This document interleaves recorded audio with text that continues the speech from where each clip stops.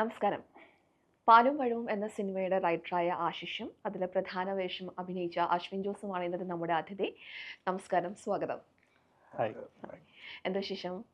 സുഖം. നമ്മുടെ ഇപ്പൊ പടത്തിന്റെ വിശേഷം തന്നെ. പടത്തിന്റെ ആൾക്കാര് റെസ്പോൺസ് ഒക്കെ കണ്ട് ആ ഒരു സന്തോഷത്തിരിക്കുന്നു.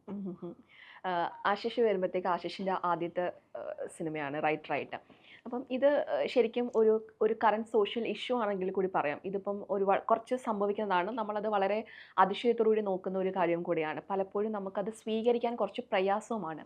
അപ്പം ഈ സിനിമയുടെ ഈ ഒരു കഥയിലേക്ക് വരുമ്പോഴത്തേക്കും എന്തെങ്കിലും ഒരു പേഴ്സണൽ എക്സ്പീരിയൻസ് ആയിരുന്നോ? അല്ലെങ്കിൽ എങ്ങനെയാണ് ഈ ഒരു കഥയിലേക്ക് എത്തിയത്? പേഴ്സണൽ എക്സ്പീരിയൻസ് അല്ല. ബേസിക്കലി ഇങ്ങനൊരു തോട്ടിനോട് തോന്നിയ ഒരു ഇൻട്രസ്റ്റ് ആണ്. കാരണം നേരെ തിരിച്ചാണെങ്കിൽ ഇതൊന്നും ഇവിടെ ഒരു പ്രശ്നമല്ല. അതിനെ വളരെ നോർമലായിട്ട് കാണുന്ന ഒരു സൊസൈറ്റിയാണ്. I am not blaming it.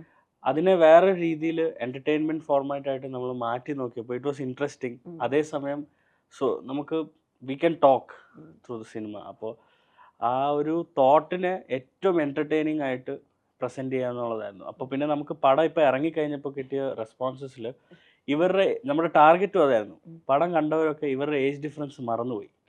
അവസാനം ഇവരൊരു കപ്പിളായിട്ട് അക്സെപ്റ്റ് ചെയ്യുന്ന രീതിയിൽ ചിരിച്ചുകൊണ്ടും. So that was our target. അത് ഞങ്ങൾക്ക് അച്ചീവ് ചെയ്യാൻ പറ്റിയെന്ന് വിശ്വസിക്കുന്നു. സോ അത് let that be the new normal.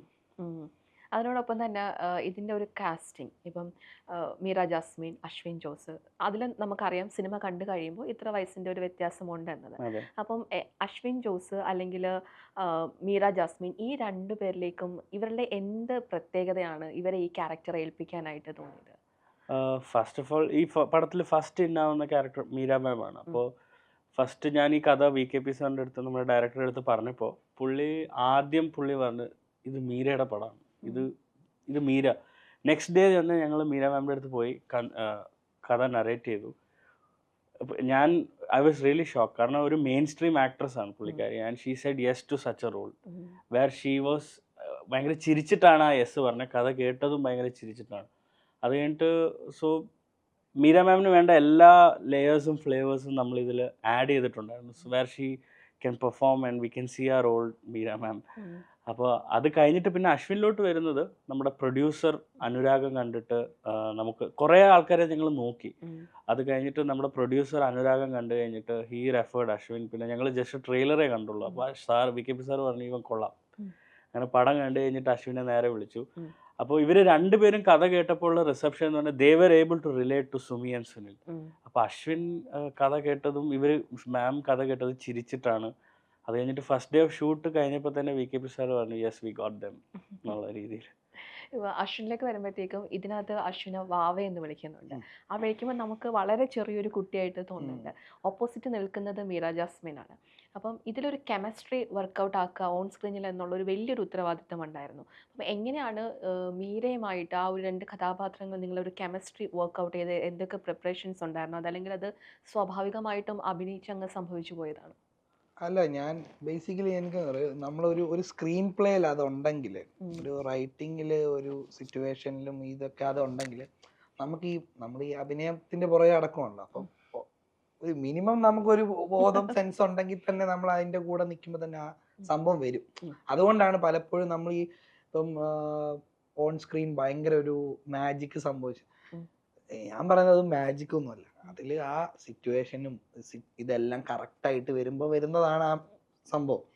അപ്പോൾ അത് ഇതിനകത്തുണ്ടായിരുന്നു. അതുപോലെ തന്നെ ഞാനൊരു എഫേർട്ട് എടുക്കുമോയെന്ന് ചോദിച്ചു കഴിഞ്ഞാൽ ഒബ്വിയസ്ലി നമുക്ക് കിട്ടുന്ന ഓരോ സിനിമയാണ് നമ്മൾ അടുത്ത സിനിമയ്ക്കുള്ള നമ്മുടെ ഇത്. അപ്പോൾ ഓരോ പടവും നമ്മൾ അങ്ങനെയാണ് അതിനെ കാണുന്നത്. അതിനകത്ത് ഓരോ സീനാണെങ്കിൽ പോലും അത്രയും നമ്മൾ അങ്ങനെ ചിന്തിക്കും. നമ്മൾ ഇതൊന്നും വെറുതെ നമുക്ക് കിട്ടുന്നില്ല. കാരണം എൻ്റെ തൊട്ട് മുന്നുള്ള സിനിമ ഞാൻ എഴുതിയ സിനിമയാണ്.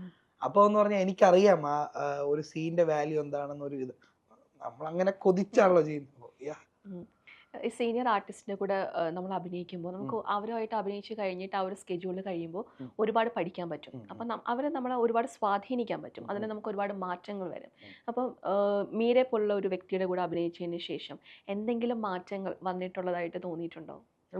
എനിക്ക് എൻ്റെ ആക്ടിങ് ഏരിയയിൽ അല്ലെങ്കിൽ കൂടി എനിക്ക് എന്താ വെച്ചാൽ ഇവരുടെ കൂടെ അഭിനയിച്ചപ്പോൾ മീരയുടെ കൂടെ ആണെങ്കിലും അല്ലെങ്കിൽ VKP സാറിനോട് വർക്ക് ചെയ്യുമ്പോഴാണെങ്കിലും ഇവരൊക്കെ വർക്കിനെ കാണുന്ന ഒരു രീതി എനിക്ക് ഇഷ്ടപ്പെട്ടു. എന്ന് വെച്ചാൽ ഞാൻ ഫുൾ അതിലേക്ക് തന്നെ കോൺസെൻട്രേറ്റ് ചെയ്തിട്ട് പിന്നെ നമ്മുടെ ആ റിസൾട്ട് ആയിരിക്കും നമ്മളുടെ പിന്നീട് അങ്ങോട്ടുള്ള നമ്മളുടെ ചിന്ത അവസ്ഥകൾ എല്ലാം അതിൽ അനുസരിച്ച്. അപ്പൊ ഇവരെന്നെ പഠിപ്പിച്ച ഒരു കാര്യം എന്ന് വെച്ചാൽ വർക്ക് ചെയ്തുകൊണ്ടിരിക്കുക.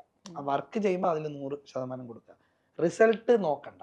റിസൾട്ട് നമുക്ക് വരുന്നതൊക്കെ ചിലപ്പം നല്ലതാവാം, അതൊക്കെ ബോണസ് ആയിട്ട് ചിന്തിച്ചാൽ മതി എന്ന് പറയുന്നത്. അത് ഇവരുടെ ഈ എക്സ്പീരിയൻസിൽ നിന്ന് അത് നമുക്ക് കിട്ടി. അത് ഞാൻ ഈ പടത്തിൽ കാരണം ഈ പടത്തിന്റെ റിലീസിന്റെ സമയത്തൊന്നും സാധാരണ എനിക്ക് വരുന്ന ഒരു ടെൻഷനും ഒരവസ്ഥയുണ്ട്, അതൊന്നും എനിക്ക് ഇതിൽ ഉണ്ടായില്ല.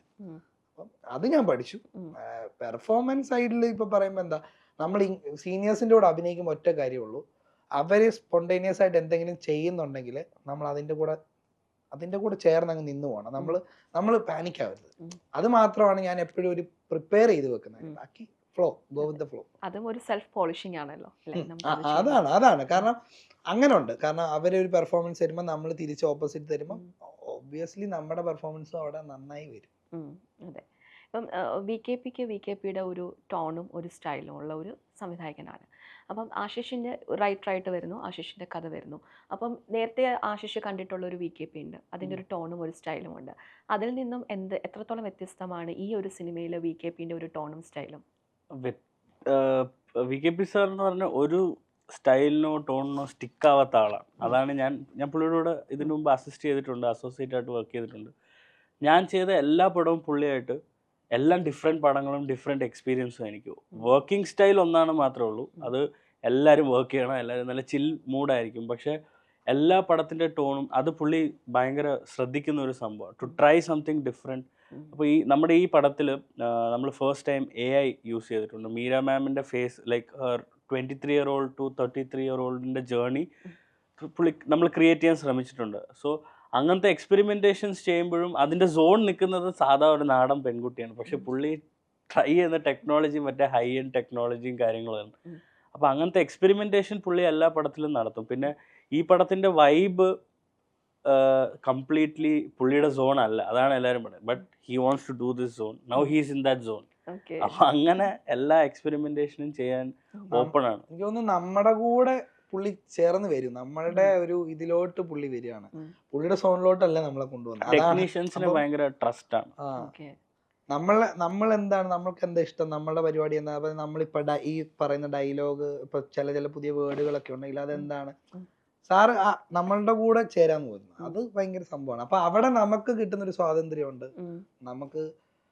നമുക്ക് കുറച്ചുകൂടി നമ്മളുടെ പുതിയ വെർഷൻസും കൊണ്ടുവരാൻ പറ്റും അതിനകത്ത്.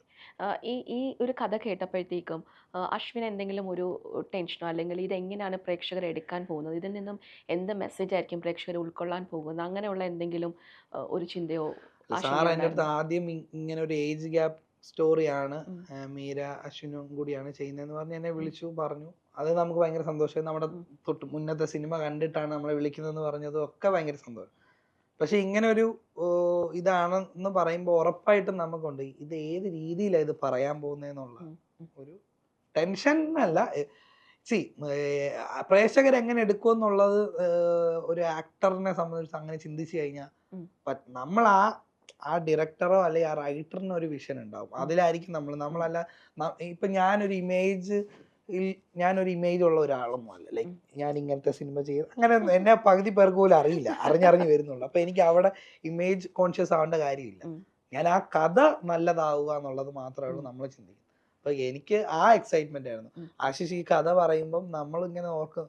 ഇവ ഈ കഥ പറഞ്ഞപ്പോ എനിക്ക് സന്തോഷം വന്നു വെച്ചാൽ, ഓക്കെ, നമുക്കൊരു പരിചയമില്ലാത്ത ആൾക്കാർ നമ്മളൊക്കെ ഒരു കഥ പറയുന്നു, ആ കഥ നമ്മൾ ഭയങ്കര എന്റർടൈൻ ആവുന്നു.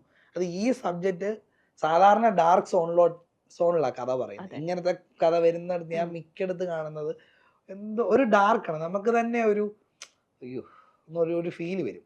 ഇതിലതില്ല, ഇതിൽ ഭയങ്കര ഇതിന്റെ ഒരു പോസിറ്റീവ് സൈഡ്. എനിക്ക് തോന്നുന്നു അത് ചിലപ്പോൾ നമ്മുടെയൊക്കെ ഈ കാലഘട്ടത്തിന്റെ നമ്മുടെ ചിന്തയുടെ മാറ്റം കൂടിയായിരിക്കും. അത് ആശിഷ് ഡെലിബറേറ്റ്ലി ഇങ്ങനെ ഞാൻ ചെയ്യണോന്ന് എനിക്ക് തോന്നുന്നില്ല, നീ അങ്ങനെ ആയിരിക്കില്ല.